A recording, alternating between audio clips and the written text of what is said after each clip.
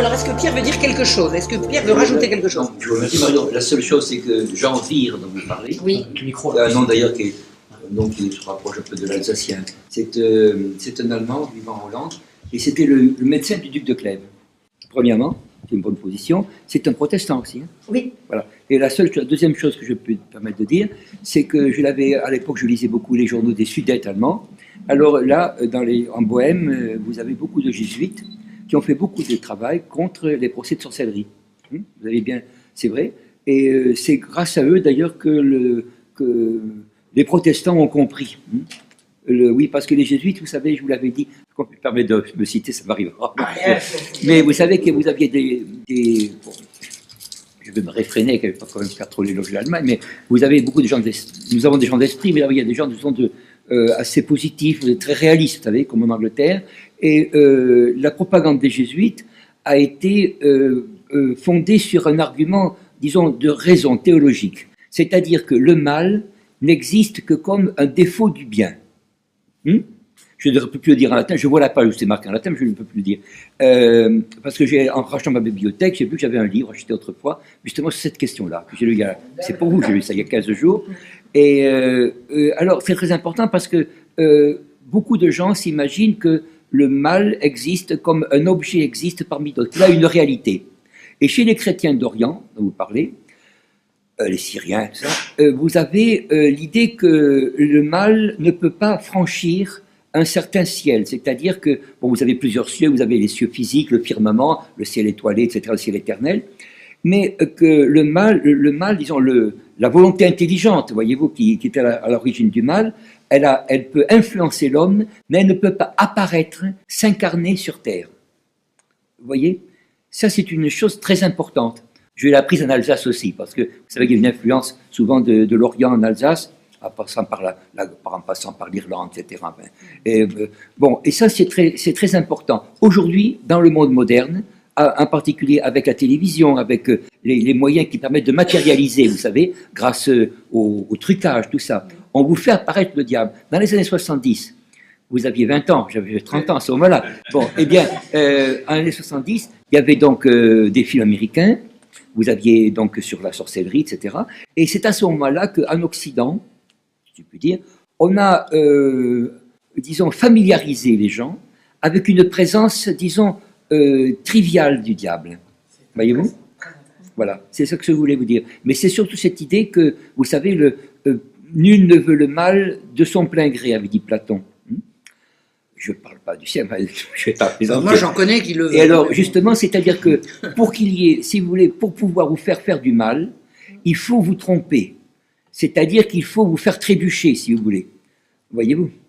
C'est ce que disaient les chasseurs de... Ouais, voilà, justement. Alors, c'est pour ça. Autrement, vous avez au 19e siècle, j'ai oublié parce que je l'ai acheté l'autre jour au neveu de Clavreuil, qui est à Saint-Étienne, 8 ou 10 livres enfin, de démonologie de l'époque du 19e, et vraiment, il y a, c'est là que j'ai vu justement les livres, les citations de Jean Vire. Bon, et on croit bien sûr, par exemple, on citait l'exemple de Urbain Grandier. Urbain Grandier a été accusé en effet par les sœurs, c'est-à-dire que ce sont les sœurs elles-mêmes qui se sont rétractées, et puis ensuite sont revenues, et on pense en effet qu'il s'agit là, lui-même était considéré comme innocent par une bonne partie de ceux qui le jugeaient. Je crois qu'il y a eu une question, comme toujours, vous savez, d'atteinte à l'ordre public, tout ça. Je crois que la foule, en effet, était comme vous dites. Vous savez, ce sont des périodes, bon, je n'ose pas dire qu'on a connues, je ne parle pas, mais il y a des périodes, vous savez, il y a des périodes en France, vous laissez, dans l'histoire, par exemple, vous avez la foule qui est déchaînée. Oui, non, mais c'est ce qu'on disait tout à l'heure. Je me permets de dire, je ne veux pas dire laquelle, si vous réfléchissez, mais chaque fois que je passe au tribunal, c'est-à-dire pas au tribunal, je vais au tribunal. J'allais autrefois chez les jésuites à la rue des Fleurs.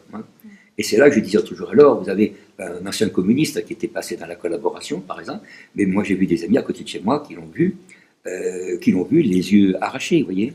Alors même, c'était énucléaire, les gens disaient dans le cadre, arrêtez.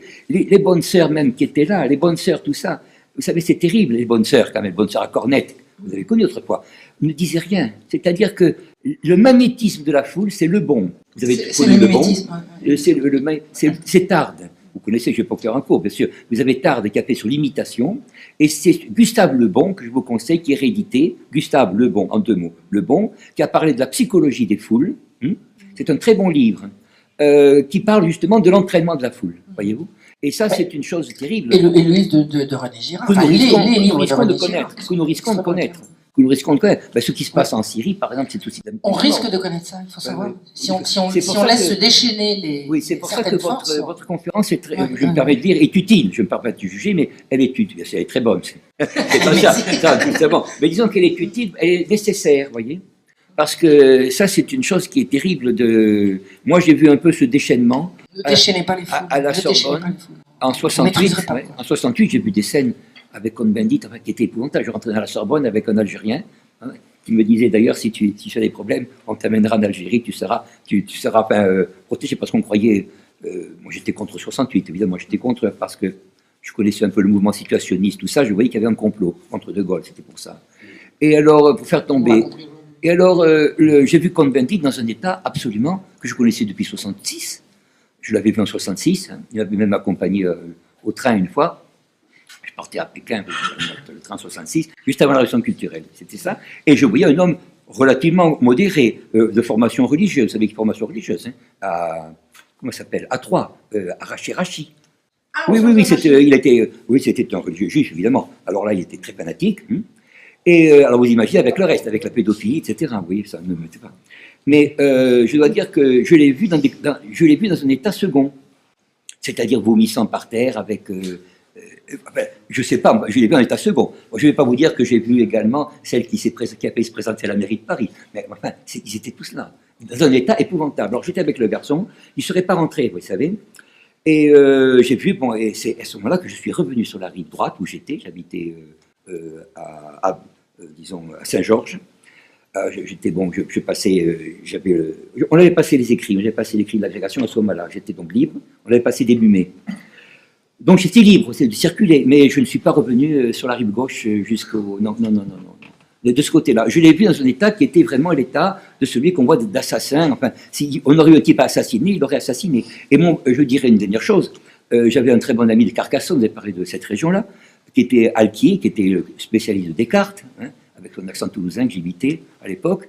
Eh bien, ils étaient tellement déchaînés qu'ils allaient forcer les portes comment ça s'appelle, des professeurs, pour pouvoir s'emparer des dossiers. Alors c'est comme ça que j'ai vu le cours d'Alquier sur Descartes qui est parti. Ensuite, il est parti, le cours qu'il nous avait fait en 66, justement, avec un anglican qui était là, et je l'ai vu ça. Mais je l'ai vu, écoutez, avec des gens qui étaient supérieurement instruits, disons, très instruits. Et ça m'a fait, disons que ça m'a fait peur. Pas une peur physique, si vous voulez, mais une peur intellectuelle. Et je vous mets en garde tous, voyez-vous, si je me permets, dire comme ancien prof de philo, que ceci peut venir, parce que dans l'histoire de France, vous avez des scènes de ce genre qui se répètent. Alors, est-ce que s'il y a un caractère national, c'est possible? Vous savez, chacun a son défaut. Non, pourquoi ce national, ça s'est fait dans toute l'Europe. Voilà. Ça s'est fait dans toute l'Europe. Mais je dois dire que là, par exemple, où ça a été le moins, par exemple, il y a des pays quand même, quand j'ai essayé, en Autriche, je l'ai moins connu quand même, voyez-vous. En Allemagne, c'est arrivé, oui, je connaissais bien l'histoire que vous dites. Mais voyez, je crains qu'il y a quand même un trait de notre caractère, si je peux dire. C'est la légèreté. C'est-à-dire qu'on oublie ce qui s'est passé. Est-ce que vous voyez? On l'oublie très vite. Il y a des choses qu'on ne vous demande de pas oublier, mais le reste, on vous demande de l'oublier. Ça, bien sûr. Mais ça, on vous demande... voilà. Et ceci, par exemple, regardez, les horreurs de la Révolution française sont épouvantables. Voyez, et l'autre jour, j'ai regardé... Je suis en train de découvrir ça. J'ai regardé dans Madame de Sévigné, pour la conférence, vous savez, de Toulon. J'avais... ma soeur était à Paris, m'avait offert donc, les œuvres complètes de Madame de Sévigné, rue de Vaugirard, chez le Grec, là, qui était à la rue de Vaugirard. Eh bien, je regardais, évidemment, vous avez également des scènes terribles, je crois que c'est 1672-113, qui ressemblent, dans la campagne française, avec des troupes, je vous l'avais dit, venues du Rhin, parce que nous, je dis pas qu'on mélanchonise, enfin, on avait des troupes sur le Rhin, on les a fait venir, pour pouvoir faire en Bretagne ce qu'on a fait en Vendée par la suite, avec les mêmes troupes du Rhin. Vous savez, nous avons amené des troupes du Rhin. 1600, je crois, à côté, je vois ça, c'est après 72, peut-être 76, Ça s'appelle ils portent des noms, les bonnets bleus, je crois. Alors, vous avez donc ça, et avec des gens, c'est Madame Sévigné qui le raconte. Elle le raconte dans une lettre, je crois, à Bussy Rabutin. Vous connaissez le fameux Bussy Rabutin, son cousin, donc... Eh bien, oui, c'était... Elle dit, attendez, elle dit, mais ça, vous savez, vraiment, je n'oserais pas l'inventer. Elle dit que, de bonne foi, qu'elle voit des gens passer à la broche, des gens très jeunes, hein, passer à la broche. Voyez. Oh. Et ça, c'est parce que vous avez un entraînement, ça c'est un manque, vous avez bien dit, un manque de discipline. Et dans nos troupes, j'ai remarqué ceci, un vieux prof de philo qui me disait, qui était médecin à Henri IV, nous avons en France particulièrement une tendance, ce n'est qu'une tendance, à l'indiscipline. Et l'indiscipline entraîne, vous l'avez dit vous-même, des initiatives personnelles avec un suivisme, ce qu'on appelle la loi de l'imitation. Écoutez, moi j'ai connu des chahuts en classe, moi j'ai même chahuté, je vois ce que c'était que l'imitation.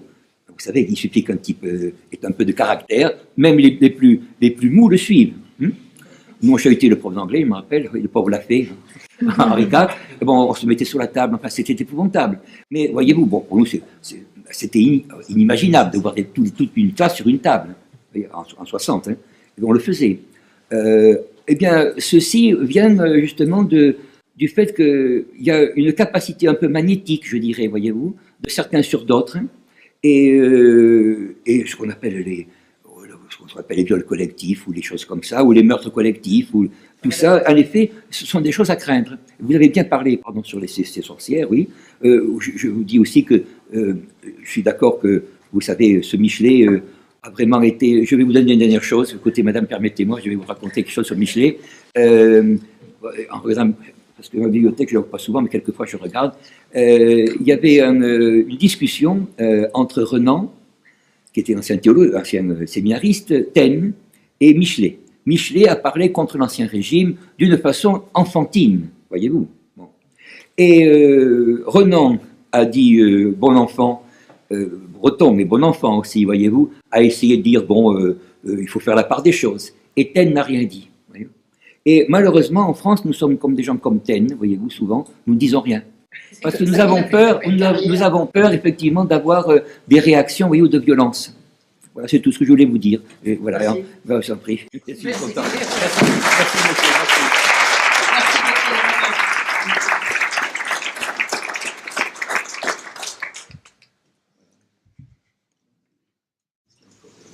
Vous auriez des questions? Allez. Petit effort.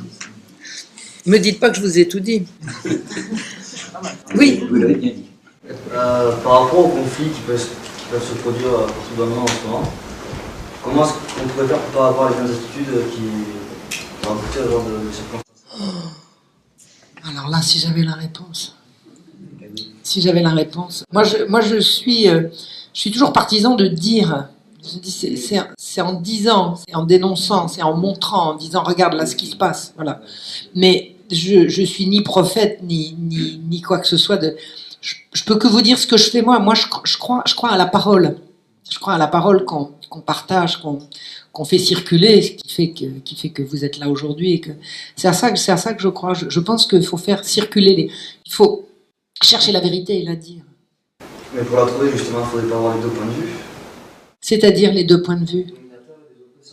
Oh, bah, tout à fait, si, bien sûr. Bien sûr, si. Il faut lire Michelet et ses détracteurs. si, bien sûr. Mais vous savez, on n'a jamais fini de chercher la vérité. On n'a jamais fini la quête de la vérité. Celui qui a trouvé la vérité, il me fait doucement rigoler, c'est le dictateur. La vérité, ça se cherche tout le temps, quoi. Et puis ça se perfectionne sans arrêt. Mais je crois vraiment à la puissance de la parole et de la communication de la parole. Je pense qu'il faut... Faites circuler. Vous dites quelque chose, faites circuler. Oui, monsieur. Si je m'appuie sur ce que vous venez de dire, finalement, parce que la puissance de la parole, oui, tant qu'on est entre personnes en possession de ce qu'ils sont, pas une fois qu'ils ont légué leur personne à une foule, oui, que tout à fait. maîtrise. Oui. Finalement, quand ça se déchaîne, n'a-t-on pas la seule contrainte de se dire, mais tenons-nous à l'écart des foules, quoi. Certainement, une fois que c'est déchaîné, il faut se mettre de côté. Bah, de toute façon, une fois que c'est déchaîné, on ne peut plus rien. On est obligé d'attendre que la crise se passe. Une fois que c'est déchaîné, on est obligé d'attendre que la crise se passe. Ça, c'est clair. Mais je pense qu'il doit y avoir des moyens d'empêcher le déchaînement. Et je pense que les gens qui nous dirigent en ce moment, je ne peux pas dire qui nous gouvernent parce que je pense que ça va au-dessus, sont en train de préparer des déchaînements. Je pense que des déchaînements sont en cours de préparation. Et les dénoncer. Je pense que ce que vous dites est vraisemblablement vrai, je ne peux simplement pas le prouver. Voilà, c'est une hypothèse. C'est une hypothèse. C'est clair que les gens qui ont protégé les empoisonneuses dans les affaires de poison, c'était beaucoup des magistrats. C'était beaucoup des gens qui avaient ce pouvoir terrible de juger. Et Louis XIV a organisé pour poursuivre ces affaires qui ont été jusqu'à mettre en cause la femme qu'il avait aimée, hein, la mère de ses 5 ou 7 enfants, je crois, c'est-à-dire Madame de Montespan, qui a participé à ces diableries. Le roi voulait absolument poursuivre. Il voulait absolument poursuivre parce qu'il disait on ne peut pas, moi, roi de France, je ne peux pas tolérer des atrocités comme ça. Donc il a mis sur pied un tribunal d'exception. Il savait qu'il ne pouvait pas faire confiance aux juges du Parlement de Paris. En tant que corps, hein, pas à tous les juges, mais en tant que corps, il savait qu'il ne pouvait pas leur faire confiance. Donc il a extrait, avec l'aide de son lieutenant général de police qui s'appelait Nicolas de la Reynie, il a extrait ceux des magistrats qui étaient les plus fiables pour faire un tribunal d'exception. Et il avait donné l'ordre, et c'était la Reynie qui suivait le procès et qui faisait au roi des comptes rendus après chaque séance. Hein, il avait donné un ordre de secret absolu, rien ne devait transpirer de ce qui se passait dans ce tribunal. Et un jour, la Reynie trouve, sous la plume de Madame de Sévigné, les détails de ce qui s'était passé. Madame de Sévigné a sans doute, à son avis, vu Sirabutin, il a trouvé les détails de ce qui s'était efforcé de rendre le plus secret possible. Ça veut dire que parmi les juges les plus triés sur le volet, il y en avait qui en faisaient partie. Voilà. Donc c'est la seule chose que je puisse dire avec certitude par rapport à ces affaires-là. Il y a beaucoup de gens qui se sont penchés sur l'affaire des poisons. Il y a des livres très très intéressants à lire là-dessus dans les bibliothèques municipales, je vous assure. Et c'est facile à lire. Il y a vraiment des très très bons travaux qui ont été faits sur... Pour finir, parce que comme c'est excessivement d'actualité par rapport à l'affaire d'Outreau... Absolument, ouais. Je dirais pas l'humanité, je dirais le pouvoir. Et oui, mais enfin, le pouvoir, c'est-à-dire que ce que des gens qui ont un pouvoir très, très important se permettent, la base ne se le permet pas forcément. C'est l'impunité qui assure, c'est l'impunité qui fait naître le crime, c'est l'absence de limite. C'est ce que je vous disais, quand il n'y a pas d'autorité supérieure, c'est inarrêtable. Dès qu'il y a une autorité supérieure, quelle qu'elle soit, je défends pas l'idée d'un dictateur, c'est pas ça que je veux dire. Mais une autorité supérieure, qu'elle soit morale ou qu'elle soit ceci ou cela, c'est ça qui arrête. Et c'est l'impunité qui emballe le crime dans les hautes sphères. Donc je pense effectivement que toutes les affaires de pédocriminalité qui commencent vraiment à arriver au jour maintenant, il y a 20 ans on parlait pas de ça, mais ça existait depuis très très longtemps. La chose nouvelle qui existe maintenant, c'est que ces choses-là sont dites et que la parole circule. Avant, l'impunité absolue était assurée par le fait que les gens ne savaient pas. Et ces gens-là se perpétuaient ce genre de crime parce qu'ils étaient absolument sûrs de n'être jamais arrêtés. Et même dans l'affaire des poisons que j'ai vraiment étudié un petit peu, il y a un jour un type qui a été arrêté et qui a été condamné aux galères. Il est sorti du tribunal en disant « De toute façon, je sais très bien que j'irai jamais. » Et il a eu raison. Parce qu'il savait qui étaient les... Il savait, voilà, c'était parmi les juges. Alors je suis pas en train de dire que tous les juges sont des dégueulasses, hein, c'est pas ça que je dis. Ce que je veux dire, c'est que les dégueulasses se mettent dans cette profession-là et puis foncent. C'est ça. C'est pas de dire tous les professeurs de gymnastique sont pédophiles. Non, on est bien d'accord. Mais un gars qui est bon en gym et qui est pédophile, ben, il va se mettre prof. Voilà, c'est ça qu'il faut comprendre. Donc il faut pas jeter le bébé avec l'eau du bain et croire que tous nos contemporains que tous nos semblables sont coupables de trucs comme ça. Mais il faut comprendre que ce qui assure la perpétuation du crime, c'est le fait qu'il n'est pas dénoncé, donc d'où l'importance de la parole, et que les gens qui le commettent sont assurés de l'impunité. Voilà, ce sont les deux éléments. Et c'est vrai, Louis XIV, il a voulu et il a été obligé de renoncer. Oui, par rapport à votre travail, qui en fait vous partagez ce que vous savez en fait, mais vous êtes historienne et c'est une discipline qui a selon moi un handicap, c'est qu'elle est enseignée à l'école.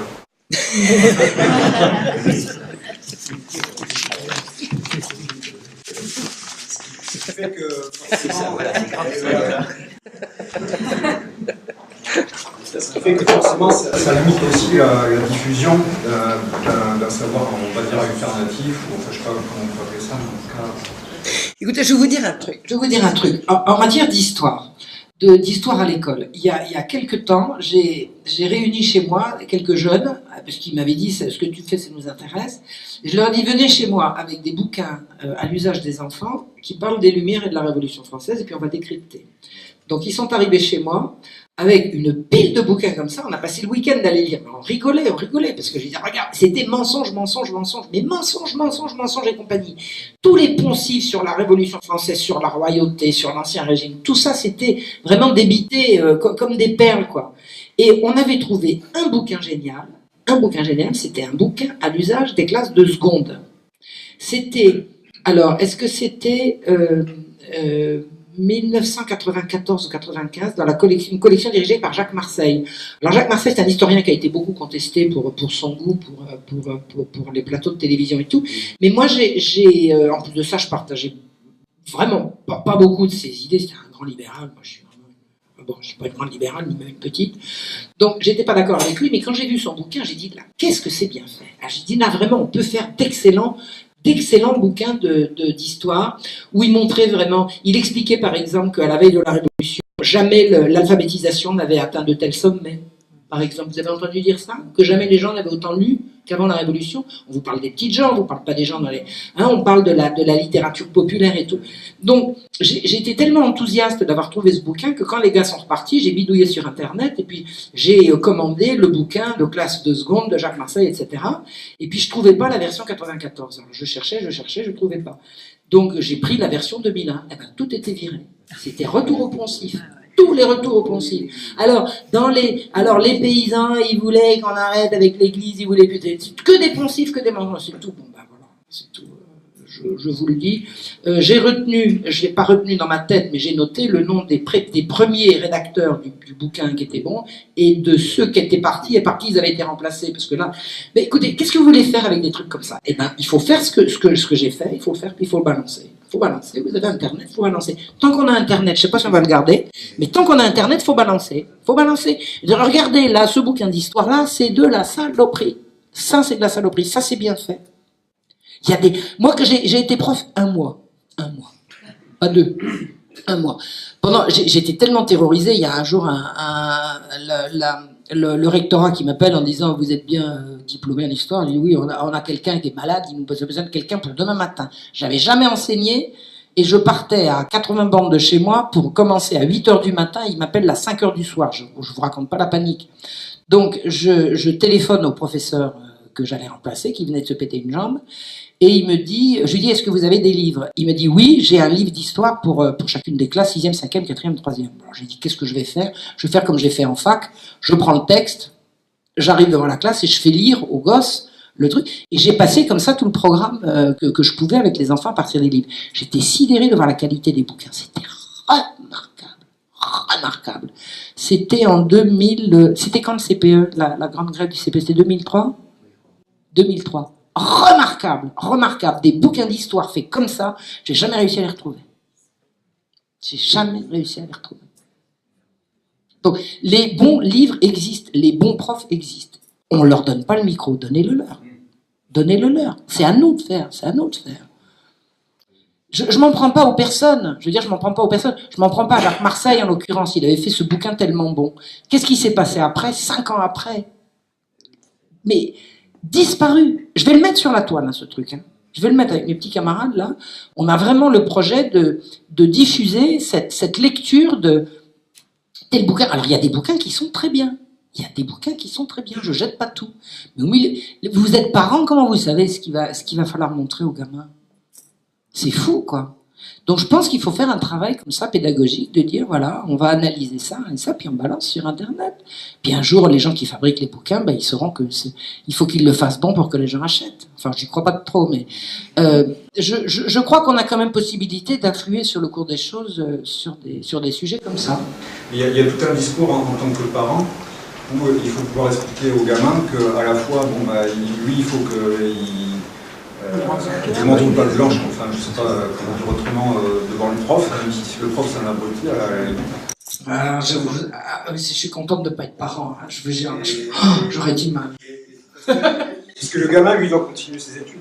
Absolument. C'est dans ce sens-là que je disais qu'il y a une limitation dans la diffusion d'un savoir qui est un peu plus fouillé, et, voilà, mieux documenté, et qui permet de remettre en question voilà, la pensée.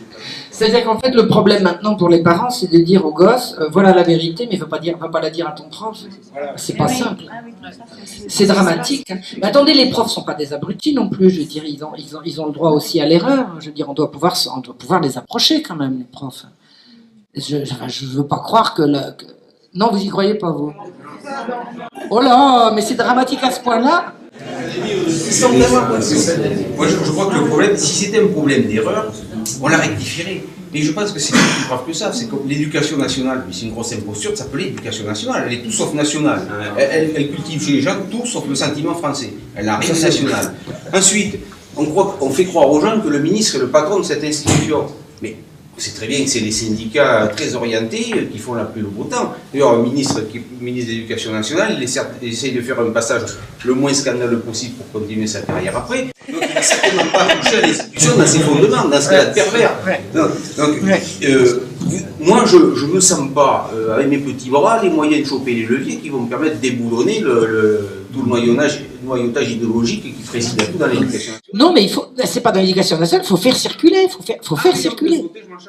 Non, mais faut faire circuler entre les parents, entre les enfants. Vous savez qu'il y a des gosses qui commencent à se manifester auprès de moi, par intermédiaire de Facebook. Ou même, j'ai même reçu, enfin j'en ai déjà parlé, mais j'ai même reçu un coup de fil d'une maman qui dit, ma petite fille,